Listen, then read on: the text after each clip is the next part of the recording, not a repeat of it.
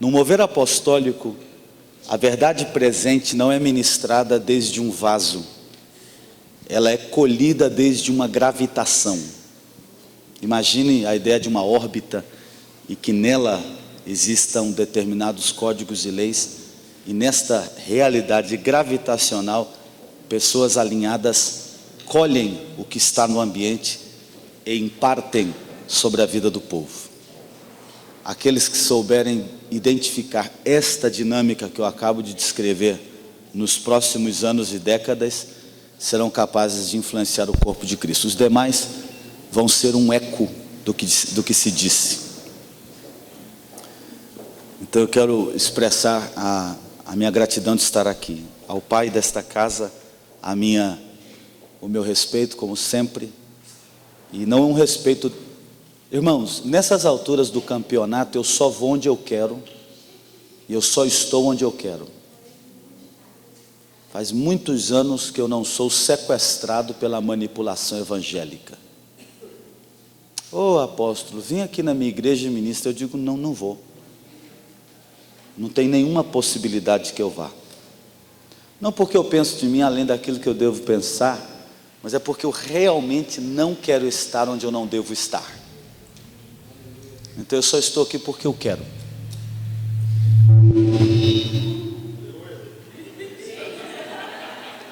Você vê que o negócio tem até reverberação sonora.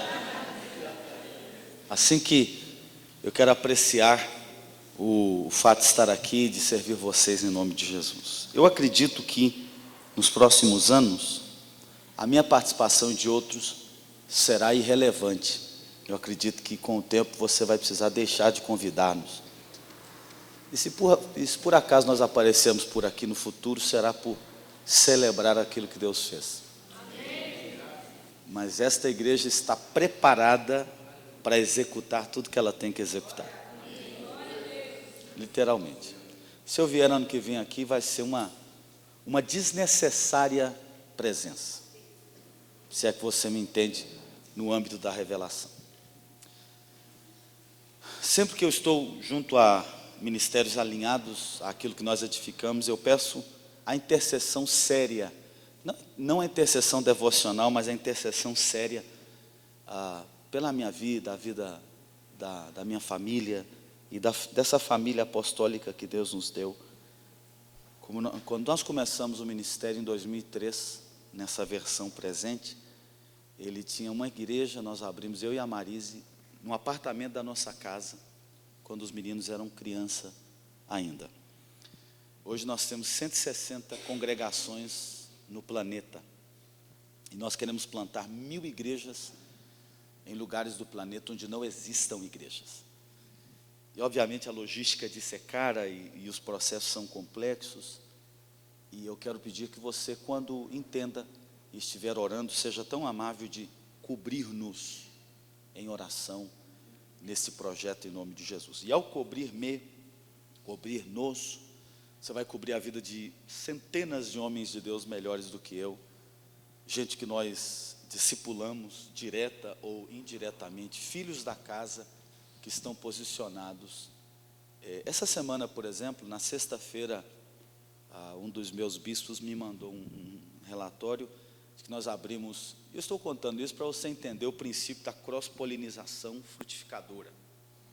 E se alguém aqui pensar que eu estou falando isso porque eu preciso que você me admire, você não entendeu o que eu estou dizendo desde quarta-feira. Essa semana nós abrimos, a família apostólica que eu sirvo, nós abrimos 3 congregações em 2 países diferentes. E eu não sabia, eu só soube na sexta quando já estava aberta. E eu quero que esse negócio seja um vírus incontrolável. Eu quero que esse negócio tome proporções que não tenha como contar. Porque foi o que Deus me disse fazem 15 anos atrás, que ia ser como a areia do mar e as estrelas do céu. Tem alguém aqui que se atreve a ficar na orla de qualquer oceano e contar quantas partículas de areia tem lá? Ou tem alguém aqui que é capaz de passar horas num telescópio contando quantas estrelas o universo tem? Assim será a sua descendência diz o Senhor dos Exércitos. E a Escritura deixou de ser um livro para mim. Eu sou a Bíblia. Se você quer conhecer a Bíblia, não olha para Abraão, olha para mim. Porque eu sou a versão mais recente da revelação abraâmica. E assim você também. E não se assuste. E não se assuste. Diga comigo, eu sou a Bíblia. Então, na verdade, nós tínhamos que ser uma tatuagem ambulante. Se é que você entende o que eu estou dizendo. De modo que eu quero rogar a sua oração, para que a graça de Deus nos proteja. E obviamente esses ambientes são cirúrgicos e eles, alguém diz assim, rapaz, mas você não tem medo desse negócio dar errado? Não, claro, óbvio, pode dar errado amanhã. Amanhã eu posso perder a minha consciência em Cristo e trocar tudo por um prato de lentilhas. Amanhã de manhã eu posso roubar a primogenitura e fugir por 30 anos. Essas possibilidades de corrupção, elas existiram na Escritura e vão existir na Escritura. Então, se nós tivermos medo de andar em revelação por causa do alto teor de periculosidade que a mesma oferece, nós nunca caminharemos nela. Então é exatamente por essa razão que a oração dos santos, ela será determinante em nome de Jesus.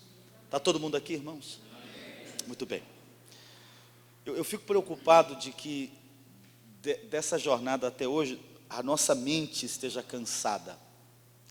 E que aquilo que a gente começa a ministrar agora seja como uma espécie de overdose desnecessária, tanto intelectual quanto revelacional.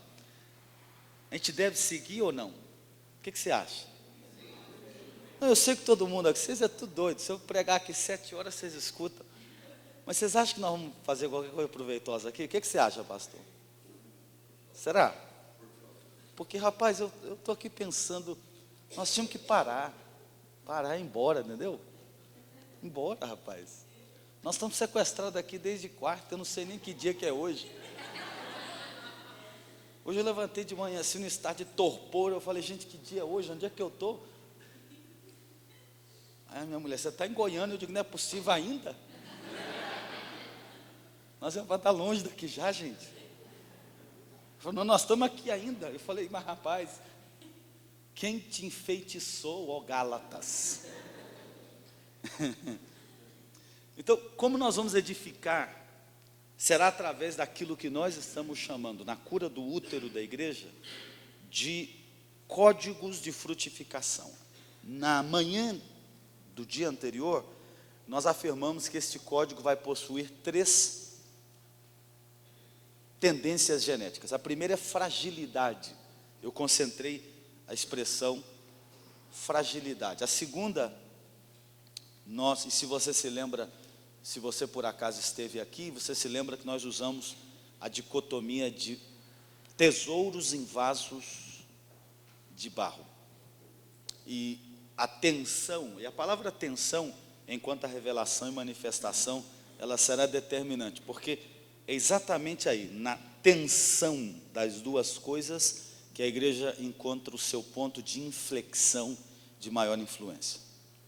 Quem quiser viver tranquila e sossegadamente da agora para frente, vai ter que buscar outro lugar, porque a igreja será um lugar de tensão.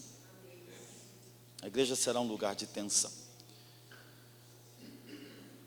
O segundo código, na manhã de ontem nós falávamos, que será necessário, e esse é o código que nós estamos trabalhando, que é o código de cross-polinização. Ontem eu falei repetidas vezes do mesmo, e tem a ver com a recuperação da capacidade orgânica do corpo de Cristo.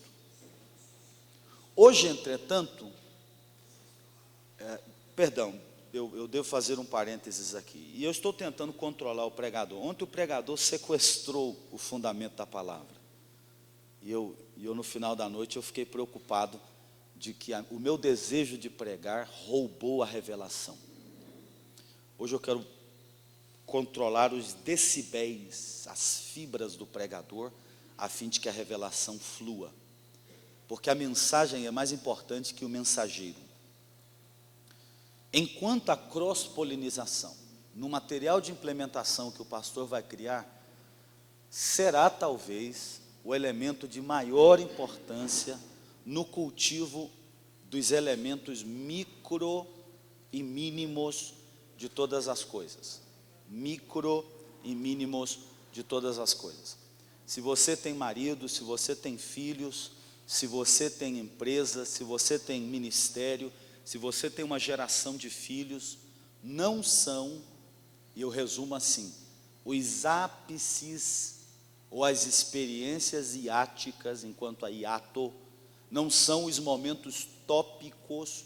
Você já percebeu que no movimento do pentecostalismo histórico, a leitura da Bíblia era hiática e tópica?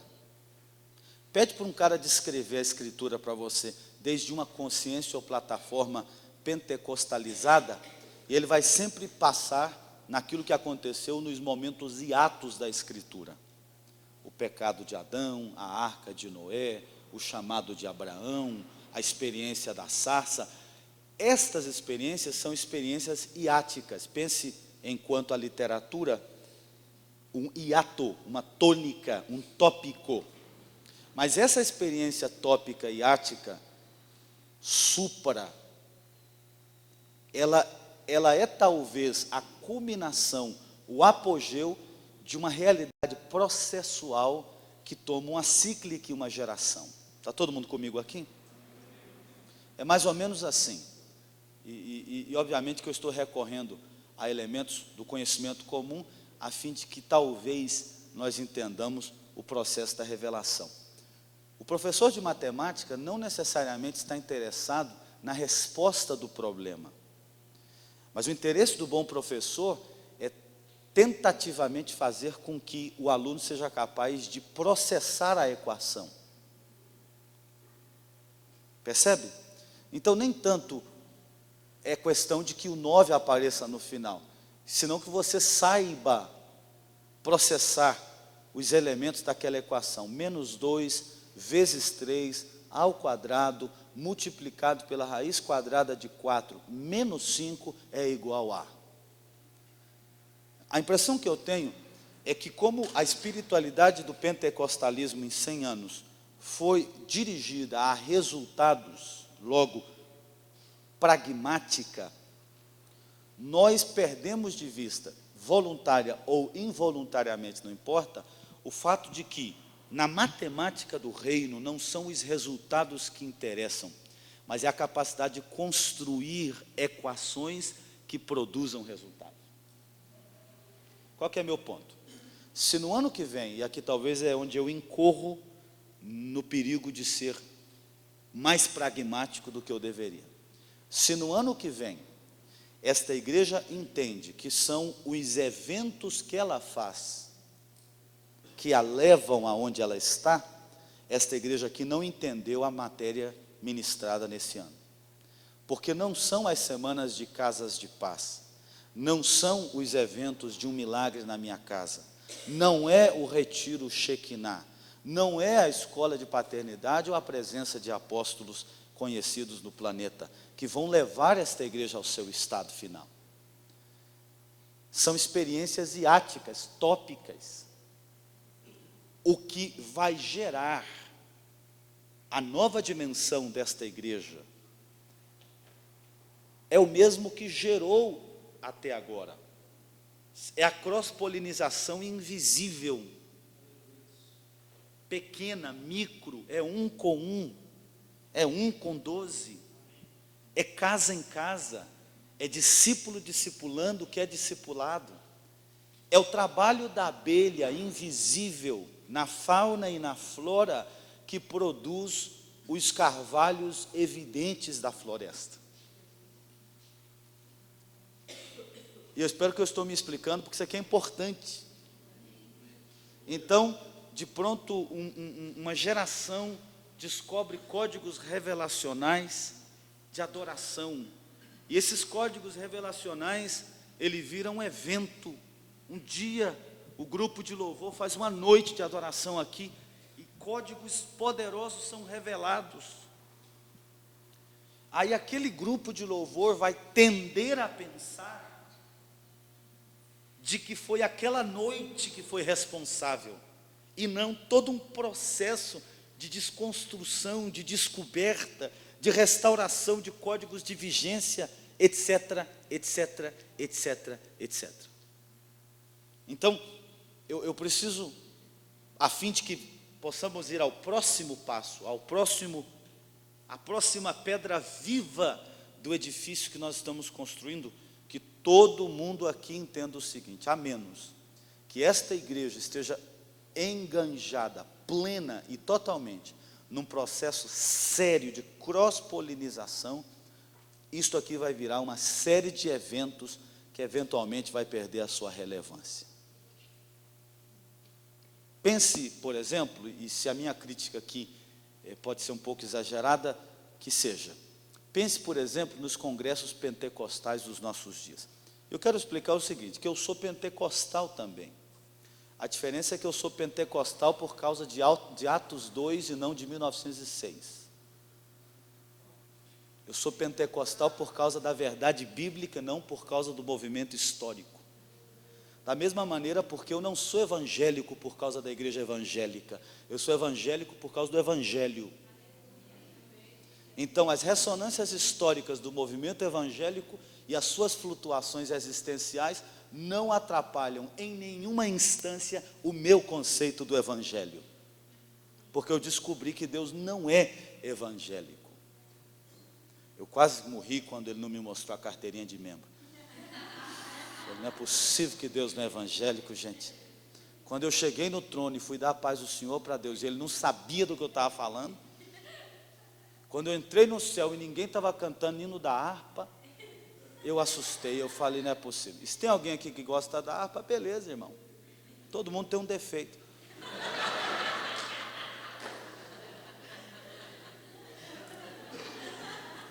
Jogo baixo, né? Desnecessário. Desnecessário. Beneath your revelation. Desnecessário. Desnecessário. Cross-polinização. Pense nos movimentos pentecostais de maior realidade no planeta, por exemplo. Pense, por exemplo, no avivamento de Toronto, do John Axford, o cara que inventou o Catch the Fire. Eu morei perto de Toronto por muitos anos, 6 horas da minha casa. Boston, Massachusetts, Upstate New York, Niagara Falls, cidade de Toronto. Em Toronto, em 1990, explodiu, eu estou falando de cross-polinização, e agora nós estamos falando de exemplificações históricas para que esta igreja não se transforme na mesma realidade. Um dia o Espírito de Deus desceu sobre o lugar, a igreja chamava The Christian Airport of Toronto. Eles inventaram o nome, chamaram a igreja de aeroporto. Você vê. Quando é fé, não sei se você se lembra, aí no planeta inteiro todo mundo ouviu do negócio. Desceu o Espírito de Deus sobre o lugar e todo mundo começou a rir. Lembra da unção do riso dos anos 90? Começou lá. Rebentou, todo mundo rindo, embriagado, o cara passava a hora. Então, o John Ashford inventou um termo que em inglês fala soaking in the presence of God. Literalmente é o seguinte, ficar de molho na presença de Deus. Pensa numa carne que você deixa de molho 24 horas, marinando. Então os cultos do cara demorava horas. Você entrava lá, você perdia a noção do tempo. Igual nós estamos aqui desde quarta-feira. Sequestrado. Isso aqui, gente, isso aqui é um sequestro, gente. Vamos viver, irmãos, pelo amor de Deus. Aí começou a rir. Aí ali naquele ambiente de estar de molho na presença de Deus, o cara começava a rir, embriagar, vinho novo, etc, etc. Aí surgiram dente de ouro. Lembra daquela época que você não podia olhar para ninguém, que todo mundo caía, etc. Tome essa realidade agora. Aí vai um cara lá em Toronto, participa da reunião, olha aquilo tudo e ele fala, vou levar lá para a minha igreja. Aí vai o idiota forçar os outros a rir. Aí começaram as realidades. Eu estou falando de uma coisa histórica aqui. Se você não conhece o que eu estou falando, é melhor que nem conhecesse. Eu estou roubando a sua virgindade aos que estão novos aqui, na fé. Aí começaram réplicas. Por quê? Porque quando você não é uma igreja de processos, aí você se transforma numa igreja de eventos, você vira uma réplica do que você viu num dia. Eu estou me explicando? Aí aquela época que o pessoal fazia fila para os outros cair, aí ou você caía no espírito ou o cara te derrubava, mas de pé você não ficava. Você lembra? O cara botava a mão na sua cabeça e começava. Lembra disso? E os meninos mais novos faziam guerra, faziam assim. Posição de judô, lembra? Derruba pra ver. Vem, derruba. Vem, que eu quero te arrebentar no meio. Rapaz, aí soprava no cara, cuspia no cara tudo. Terminava o culto, você ficava, oh meu Deus do céu, que inferno é esse? Um dia nós fizemos um evento, rapaz, um monte de gente caída e tal.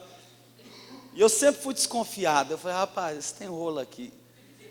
E as meninas, já pensou o tormento? As meninas tudo pulando de saia, os meninos caídos de baixo olhando. Eu digo, que inferno é esse aqui, gente? Eu dei uma bicuda num cara, rapaz. Ele estava deitado assim, a menina orando. Besta quadrada demais ou sem vergonha, de 2-1, né? Ela estava despistada no espírito assim, o peão debaixo dela, contemplando. Eu rumei a bicuda na boca do estômago dele e falei, se você não levantar é capaz que eu quebro o seu crânio no meio infeliz do inferno. Ele, aleluia! Eu falei, aleluia, né? Filho do diabo, 7 trevas. Então, rapaz, eu queria estar exagerando, o problema é esse. Não é exagero isso. Então, se essa igreja não cuidar, vai virar a mesma coisa. E não é esta igreja, é eu, é nós, é a história da igreja do Senhor.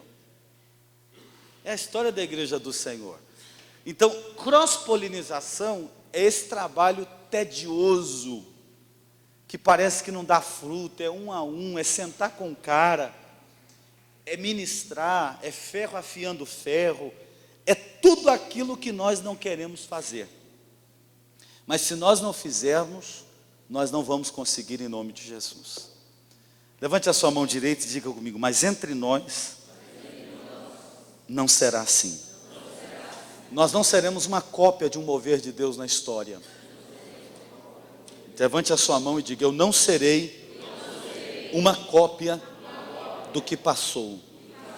Você não pode ser, você tem que ser uma versão vigente do mover do Espírito Santo na sua casa em nome de Jesus. A fragilidade, diga comigo, fragilidade. A cross-polinização precisa chegar em alguns códigos importantes. Escreva. Número 1, a profunda proibição do isolamento. Nesta igreja aqui é proibido isolar-se. Profunda proibição do isolamento. Nesta igreja aqui é proibido isolar-se. As pessoas se isolam em 2 situações da sua vida. Primeiro, quando elas estão bem, que ela fica com medo de alguém atrapalhar o bem dela. Já viu um cara quando tem dinheiro? E aí, fulano, bom? Mais ou menos. Está com medo de entregar o ouro, entendeu? O cara está com medo de alguém pedir dinheiro emprestado para ele. E quando elas estão em crise, porque elas ficam com medo de ser vista no seu tempo de nudez. Todos nós somos assim. Mas a cross-polinização vai demandar de que nós andemos em comunhão. Nós vamos ter que andar juntos quando queiramos ou não. É igual casamento. Você tem que ver um ao outro todo dia se você quiser ou não. É ou não é? Não tem dia que dá vontade de pedir para o seu amado cônjuge desaparecer da face da terra? Não é morrer. Tipo assim, ser transladado, ser levado a outra realidade. Pensa comigo. As meninas que estão novinhas pensam que não, mas vai chegar a hora. Pergunta a minha mulher. Chega a hora, gente. Mas tem que andar junto. Tem que andar junto. Rapaz, eu sou um homem velho, já vivi minha vida inteira. Velho assim, não é que eu estou velho, mas eu estou vivido. Entendeu? É. Aí eu tenho que ligar todo dia para essa mulher, escuta, pensa, parecendo um menino. escuta, eu estou indo em tal lugar, vou ver tal pessoa. Com medo dela descobrir que eu estou andando não sei aonde. Depois eu vou. Pensa num homem, rapaz, eu que pago as minhas contas, irmão, não devo nada para ninguém não. Mas é nada, rapaz. Aí eu ligo, escuta, depois disso eu vou em tal lugar. Com quem que você vai? Com fulano. Pois é, menino. E de lá, eu digo, eu vou para tal lugar. Aí às vezes eu vou viajar, digo, eu vou fazer escala em tal país, vou ficar lá tantas horas, vou chegar em tal país, vou para tal lugar. Ó, quando você chegar lá, você me liga, viu? Eu digo, beleza, pode deixar que eu vou ligar, não é? Você é menino, rapaz, eu tô com barba branca, velho. Mas por que eu faço isso? Porque eu descobri que eu tenho que andar junto, que eu tenho que lutar contra o isolamento, que eu tenho que forçar a comunicação. Qual que é o meu ponto? Na cross-polinização, ninguém quer cross-polinizar. Pense em sentido de uma santa competição. Aqui na igreja tem 3, 4 ministérios de louvor. Tem 3, 4 equipes de louvor, tem um ministério só. Mas você sabe que músico tem uma santa competição um com o outro, não é? É normal, é normal. Músico que é músico não gosta um do outro. Se você gosta do outro, você não é músico de verdade. Músico para valer, quando ele olha o outro tocando, ele fica só olhando os defeitos do cara. Ele fala, essa nota aí não está certa. Levanta a mão aí e confessa o pecado, varão. É ou não é? É, ué. Qual que é o problema? A natureza humana é assim. Aí você tem que cross-polinizar. Você tem que ser maduro em Cristo e começar a encarar. Você tem que ser proativo em cross-polinização. As casas de paz, etc, etc, etc. O magistério da igreja.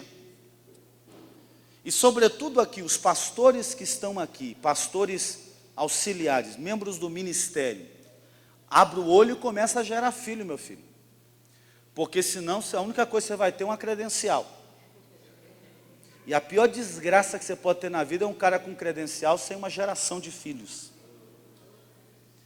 Pastoreando uma realidade que ele não pariu. Sem falar que é ilegal e não pode desatar destino. Só pode desatar destino na sua vida quem tem paternidade sobre você. Mas o que é isso? É falta de cross-polinização. Cross-polinização demanda, em segundo lugar, escreve aí, eu estou falando de códigos de cross-polinização. Está todo mundo comigo, irmãos? Em segundo lugar, demanda hermenêutica e exegética contínua. Hermenêutica e exegética contínua. O que significa isso? Significa que entre o momento que Deus te fala, Jonas, até o momento do cumprimento da sua palavra, Nínive, existe uma realidade na atmosfera gravitacional de Nínive que mudou, da qual Jonas não estava vigente. Então você pode terminar como igreja profética sentado debaixo de uma estrutura provisória, a boboeira que cresceu, sem entender por quê. A palavra de condenação de 3 dias atrás virou palavra de avivamento 3 dias depois. Qual elemento que está ausente nesta equação? Uma hermenêutica e uma exegética contínua por parte de Jonas. Me acompanha aqui. Entre o momento que ele prega e o momento que ele vê o cumprimento da palavra, houve uma mudança no coração da cidade.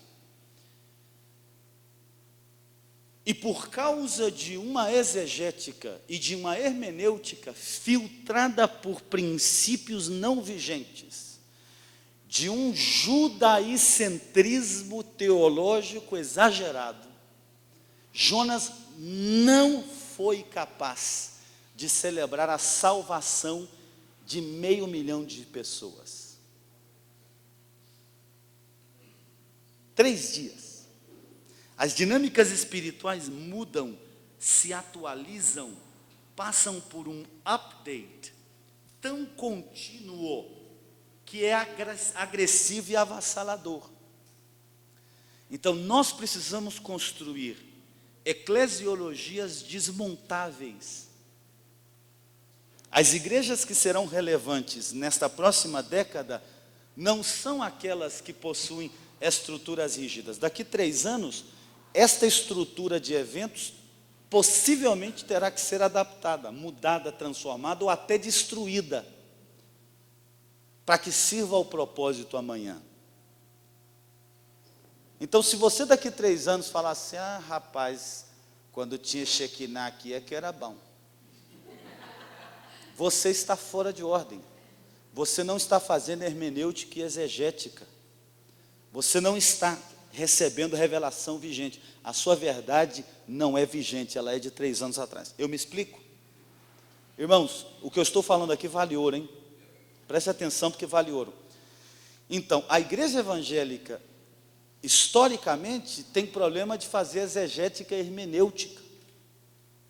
E eu vou abrir um parênteses aqui para falar de um caso nacional, internacional e nacional, que exemplifica o princípio. Se você tiver outra posição histórico-teológica do fato, é um problema seu e também seu direito. Sexta-feira ou quinta, foi legalizado no país onde eu vivo o matrimônio homossexual. Na verdade, foi uma consequência legal. Desde um ponto de vista jurídico, não houve nada diferente. Em 26 estados da Federação Americana, distinto ao Brasil, nos Estados Unidos, cada estado tem uma lei e tem uma certa independência do federalismo ou da federação. A Constituição rege todos, mas os estados têm sua independência. Tem leis que se aplicam num, que não se aplicam noutro. A problemática era a seguinte, a problemática era que o cara casava em Nova York, o cara casava com gay, nós dois casamos, por exemplo. Tadinho do irmão, gente, deixa eu mudar aqui. Porque... Nós dois casamos. Tranquilo, irmão? Beleza. Nós dois casamos em Nova York, aí a gente muda para o Texas, ou muda para o Colorado, ou para Nevada, por exemplo, qualquer estado da federação. Aí lá, você tinha uma casa lá, você tinha bens lá, mas aqui nesse estado não reconhecia os direitos da união civil naquele outro estado. Então, o que a Suprema Corte fez, concorde ou não, eu só estou descrevendo os fatos. A Suprema Corte disse, não, o casal, seja ele quem for, tem direito de ter os mesmos bens e direitos civis em qualquer lugar da federação. Não dá-lo é discriminação. Aí, cuidado aqui, eu estou de acordo a essa decisão. Cuidado com o que eu estou falando, hein? Se alguém estiver gravando aí, cuidado. O apóstolo falou que ele está de acordo com o casamento gay. Eu não. Eu estou de acordo com o direito da liberdade de escolha. É a mesma liberdade que eu tenho de colocar uma Bíblia debaixo do braço e entrar aqui e ninguém pode falar nada. Então a igreja evangélica é muito engraçada, irmãos. Ela quer liberdade para as coisas que ela escolhe, mas não quer dar liberdade às coisas que ela não concorda. Num país democrático não tem como. O que eu acabo de falar aqui é hermenêutica e exegética presente. A segunda razão porque eu não estou na rua marchando, cuidado com o que eu estou falando, irmãos. Rapaz, não deveria nem ter falado, mas eu vou falar. É porque eu descobri que a minha tarefa não é, como igreja nessa geração, impedir a corrupção da minha geração.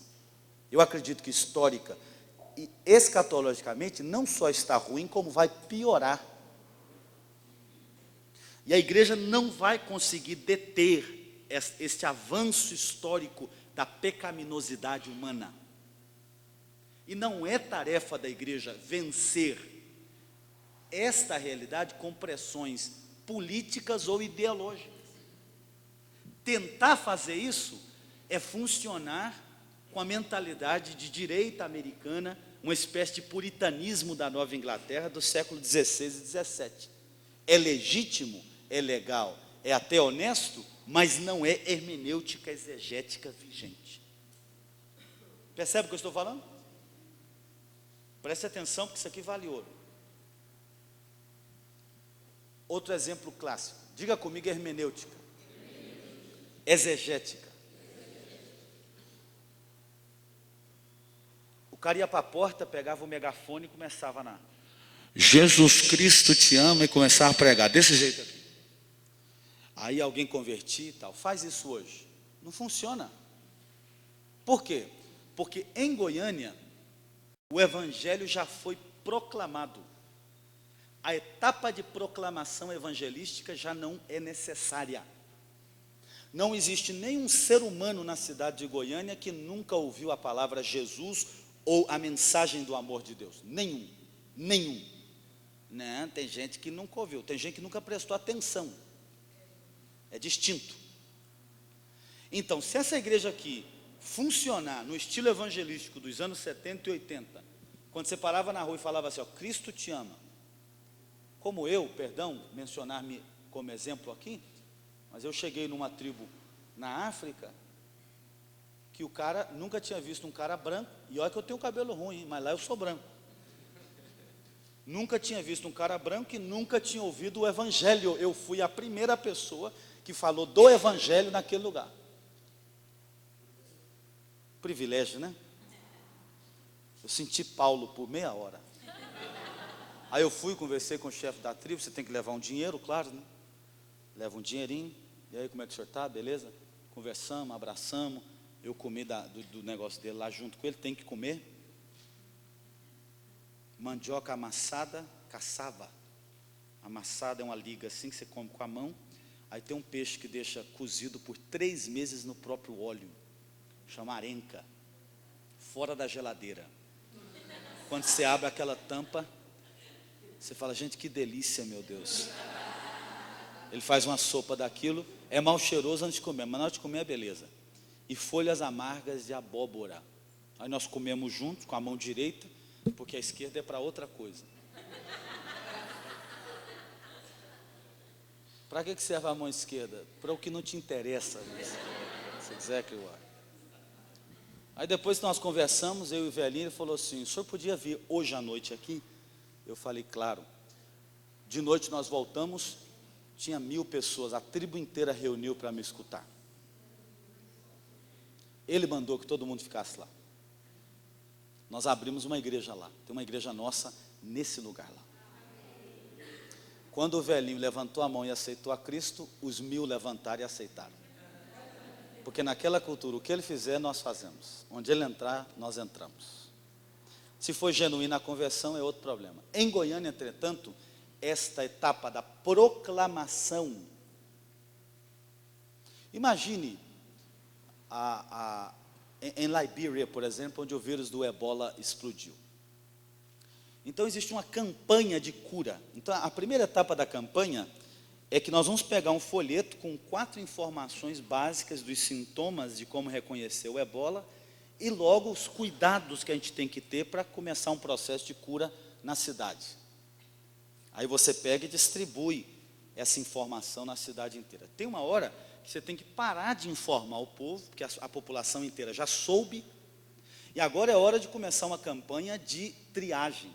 Quem está doente ou não. Em segundo lugar, a hermenêutica da realidade vai me demandar de que agora eu tome estas pessoas da triagem e identifique qual é o estado, qual é o processo de enfermidade de cada um. Agora é hora então de colocar todo mundo num processo de vacinação, logo de quarentena, logo de recuperação. É um processo que a gente faz em quaisquer áreas de atuação administrativa. A igreja continua incessantemente proclamando o que todo mundo já ouviu. Nessas alturas do campeonato, irmão, só não foi batizado com o Espírito Santo quem não quis. Ou não entendeu. Porque hoje em dia o povo aceita Cristo e é batizado com o Espírito Santo no mesmo dia, você já viu? Antigamente era um negócio separado. Alguém vai perguntar, mas não tem que pregar o Evangelho, proclamá-lo? Claro. Não tem que ministrar o poder e o batismo com o Espírito Santo? Claro. O problema é que como geração, esse não é o encargo. Estas matérias já foram superadas. Então, se nós não fizermos uma hermenêutica exegética, nós não faremos cross-polinização eficiente. Quem está comigo, diga amém, Jesus. Eu sei que esse tipo de coisa você está olhando e falando assim, rapaz, para quê? Exatamente para que nós não voltemos às mesmas realidades. Deixa eu abrir um parênteses para falar do mundo empresarial. Os empresários que estão aqui, determinados códigos da sua empresa existiram e funcionaram enquanto a sua empresa tinha um determinado padrão de realidade econômica e de pessoal. Então, se você quer que a sua empresa vá ao próximo nível, você precisa mudar a realidade de relações humanas na sua empresa e os trâmites de administração financeira. Porque uma coisa é você ter 3 funcionários e entrar 30, 40 mil. Outra coisa agora é você render 1,8 milhões e tem 20 funcionários. Se você não fizer uma hermenêutica exegética real da sua empresa, você vai voltar a ter 3, 4 funcionários. Percebe? Casamento. Casamento tem que fazer hermenêutica diária. Uma coisa é um rapazinho casado com uma moça, faz 2 dias, os dois estão começando a vida. Outra coisa é um cara igual eu, tem 77 milhões de anos que eu estou casado. No meu casamento tinha dinossauro e tudo. Eu fui para minha lua de mel na Arca de Noé, irmão. Entendeu? Totalmente diferente. Sexualidade, pensamento, realidade econômica, diferente. Uma coisa é você ser um rapazinho novo, que ganha dinheiro, vamos comer, vamos sair, tá. Outra coisa é um cara igual eu, não, agora nós temos que comprar uma casa cash. Estamos comprando a casa. Percebe? Eu só estou, veja bem, estou perdendo tempo aqui, mas eu só estou tentando elucidar. Tem meia hora que eu estou dando exemplos da mesma coisa.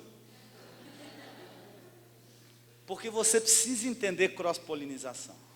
Porque eu não estou voltando em igrejas para fazer os mesmos eventos todo ano. Se eu tiver que voltar aqui no ano que vem para falar das mesmas coisas, nós falhamos no nosso encargo.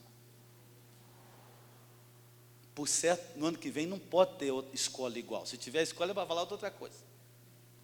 Quem aqui em sã consciência volta na escola para ouvir as mesmas coisas? Não, muito bem, muito simples. Quando você vai para a escola e você escuta as mesmas coisas todos os anos, o que significa? Não, deixa eu perguntar, let's go personal. Não, deixa eu perguntar aqui agora. Quem aqui repetiu um ano alguma vez na vida? Levanta a mão aí, servo. Caladinho, caladinho. Primeiro ano, segundo grau, lembra? Sabe como é que a gente chama isso? O cara foi reprovado. Reprovado. Nós não podemos ser reprovados. Se você tem 20, 30 anos aqui e agora você está ouvindo essas verdades, 20, 30 anos de fé que eu estou dizendo, você e eu somos parte de uma geração, que pena falá-lo, mas é verdade, reprovada. Mas eu não quero continuar assim, irmãos. Nós temos que evoluir. Nós temos que evoluir em nome de Jesus. Último exemplo de hermenêutica exegética vigente, revelacional, para terminar com cross-polinização e ministrar o último princípio dessa manhã. O dízimo. No novo pacto, cuidado com o que eu vou falar. Todo mundo aqui levita agora se for necessário. O dízimo no novo pacto é uma matéria superada, não inexistente. Aí alguém escuta essa palavra. Por exemplo, tem um cara na América Central que nós ministramos isso numa igreja, graças a Deus que não é nossa. Aí ele começou a pregar isso de maneira inconsciente, aí o povo largou de dizimar, ele está quebrado. Não, o dízimo está superado, não precisa dar mais dízimo. Não é o que eu estou dizendo. Mas leia o Novo Testamento inteiro para ver quando foi que um cristão, se bem que a palavra cristão, ela não é bíblica. Os mundanos de uma cidade chamaram a igreja de cristãos. Eu não sou cristão, eu sou filho. Do mesmo jeito que eu não sou ovelha. Diga para quem está do seu lado, não me chama de ovelha. Sou uma ovelhinha. Irmão, dá um tiro na sua cabeça a próxima vez que você cantar isso aí. Nossa, rapaz, vai me dando uma impaciência. Eu não sou cristão. Eu não sou cristão. Porque ser cristão é estar comprometido com 2000 anos de existência cristã, que não necessariamente significa o reino. Cristão é quem marchou em Jerusalém e matou milhares de muçulmanos para repossuir a cidade de Jerusalém no ano 1000 depois de Cristo, nas cruzadas papais. Eu não sou cristão. Cristão é quem vendeu os seus valores, menos Dietrich Bonhoeffer, que foi para a cadeia. Mas além dele, todos os pastores luteranos da Alemanha venderam os seus valores e fizeram aliança com o governo racista e nazista de Hitler. Eu não sou cristão. Eu sou filho de Deus. Presta atenção.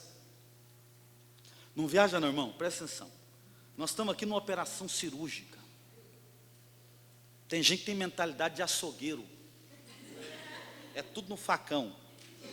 Isso aqui é cirúrgico. Isso aqui é bisturi. Ou qual mulher aqui que vai fazer a sobrancelha e pega uma navalha e faz assim, chá, chá. Você já viu uma mulher mexendo na cara dela? A precisão.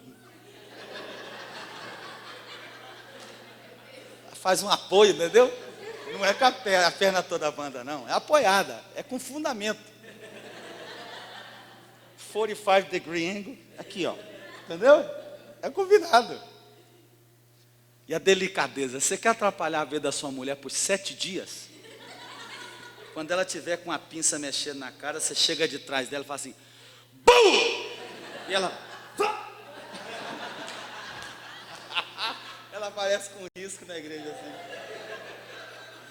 E as irmãs já sabem, não fala nada, né? Fala assim, ô pastora, eu não vou falar o que... Eu não vou falar... Eu não vou fazer o que ela tem vontade de fazer, mas se ela pudesse...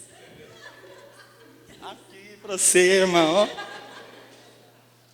Cirúrgico. Do que eu estava falando?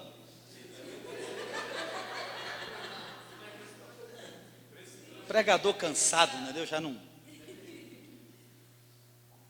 O dízimo, então, leia de Mateus a Apocalipse. Quando foi que uma oferta, que uma realidade financeira na igreja do Novo Testamento reduziu-se a 10% da entrada do povo? Nenhuma vez. Quanto foi que os membros da igreja de Jerusalém deram para a causa do reino na oferta levantada em Jerusalém? Quanto? Tudo. No Novo Testamento não é 10%, é tudo. Aí obviamente alguém vai pensar aqui que eu estou falando, que você recebe seu salário, pega ele inteiro, põe dentro do envelope e traz aqui. Esta não é a realidade. O que eu estou dizendo é que, estou falando de hermenêutica exegética, de vigência, que as coisas vão evoluindo no reino. Que no velho pacto você dava 10% para Deus para ele abençoar os 90%. No novo pacto você dá 100% para Deus e espera para ver o que ele vai te dar dos 100%. E com o que ele te der, você prospera mais que com aquilo que você tivesse. No novo pacto é assim. Diga comigo hermenêutica. Diga comigo exegética. Se nós entendemos isso, então, nós precisaremos caminhar naquilo que hoje eu quero chamar, e na próxima 1 hora eu quero falar de coeficiência revelacional e ecossistemas. Escreva, por favor, que isso será determinante em todas as suas áreas de atuação. Coeficiência revelacional e ecossistemas. A primeira coisa que nós devemos entender neste quesito é que o caminho feito pelo sumo sacerdote uma vez ao ano, da porta do holocausto até a sala do trono ou o santo dos santos, era chamado de o caminho. Quando então, uma vez ao ano, 2 animais eram sacrificados, um era extirpado para fora do acampamento, um era sacrificado, o sangue dele derramado no altar do holocausto, queimado, os pães da proposição, o candelabro, o altar do incenso da adoração, a entrada mais além do véu, e logo as palavras do chamar dentro do Santo dos Santos. Esse processo que ocorria uma vez ao ano era chamado de o caminho. Quando Hebreus, no capítulo 9 e 10, vai falar da mesma realidade, desde uma perspectiva do sacerdócio de Melquisedeque, afirmando que, e obviamente não dá tempo de eu discorrer, porque para ensiná-lo de maneira correta, nós deveríamos desdobrar a epístola aos Hebreus do capítulo 1 ao capítulo 9. A superioridade de Cristo sobre os anjos, a superioridade de Cristo sobre a lei mosaica e os pactos do Antigo Testamento, a superioridade de Cristo sobre o homem criado, a superioridade de Cristo sobre o primeiro Adão, a superioridade de Cristo enquanto ao novo pensamento, a aliança levítica, a presença melquisedeca, a nova frequência e ordem de Deus, e então a igreja como sumo sacerdote. No capítulo 9 e 10, então, de Hebreus, a Escritura vai dizer que nós, a igreja, no novo pacto, não podemos funcionar na ordem de Levi. Eu não sou levita. Se alguém aqui canta, não chame-se de levita. Nunca mais. Se você cantou, se você falou que você era levita algum dia, pede perdão para Deus. Porque eu não sou levita. Eu entendo porque historicamente nós fizemos nos últimos 20 anos, e não se assuste, eu já também disse coisas que eu me arrependo. Mas eu não sou levita. Por quê? Porque eu não sou chamado a repetir atos de adorações contínuas ao Senhor todos os dias. A igreja adora a Deus, a igreja adora a Deus uma vez só, em Cristo e na cruz. É um só sacrifício. O que eu faço hoje é manifestar aquela adoração. Hebreus, então, no capítulo 9 e 10, vai chamar o caminho da igreja de o novo caminho. Preste atenção. Eu estou falando, então, hoje, na recuperação orgânica, da frutificação do corpo de Cristo, de coeficiência revelacional e ecossistemas. O caminho da porta do tabernáculo até o Santo dos Santos era chamado de o caminho. Mas Hebreus, quando fala daquilo que nós devemos fazer, não chama de o caminho, ele chama de o novo caminho. O novo caminho, então, distingue a igreja do novo pacto do povo que existiu no antigo pacto. Porque agora, o caminho da igreja, que quer ser relevante, não é de fora para dentro. O caminho da igreja tem que ser de dentro para fora.